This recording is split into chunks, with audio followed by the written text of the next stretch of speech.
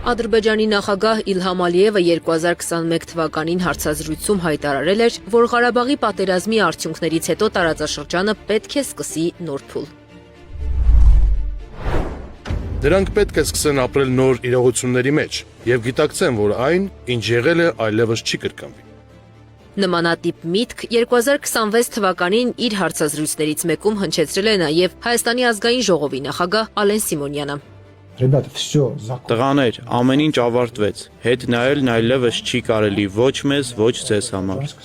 Արցախում ապրողների ճնշող մեծամասնությունը հայեր են եղել հազարամյակներ շարունակ եւ այնտեղ ոչ միայն ապրել, կերել ու քնել են, ինչպես քարոզում է գործող իշխանությունը, այլև քաղաքակրթություն, պետականություն եւ մշակույթ ստեղծել, զարգացրել, նշում է քաղաքագետ Ստեփան Հասան Ջալալյանը։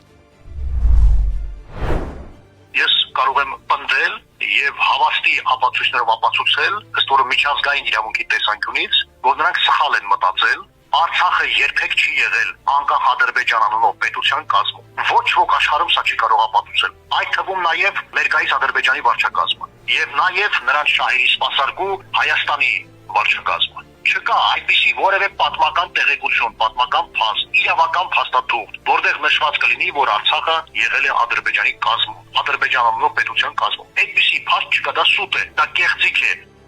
Այն, որ Արցախը հայկական է, անքննելի է եւ ապացույցների կարիք չկա։ Նույնքան անքննելի է նաեւ վերադարձի իրավունքն իրացնելու հարցը։ Արցախի հայությունը այո, գտնվում է իր հայրենիքում, անշուշտ գտնվում է իր հայրենիքում, բայց Արցախի հայության բնորանը Արցախն է, որտեղ ապրել է, արարել է, ստեղծագործել է, պետականություն է կերտել հայ ժողովրդի Արցախյան ազգահատվածը։ Եվ մենք ընդհանրապես, ուրեմն ձեր նշած անձի անունը չեմ ուզում տամ ընդհանրապես, որտեղ այդպիսի մարդիկ ժամանակավրեպ մարդիկ են եւ անկարևոր մարդիկ են։ Արցախի մենք պիտի ամեն ինչ անենք, բոլոր հնարավոր ու անհնար եղանակներով, հասնելու նրան,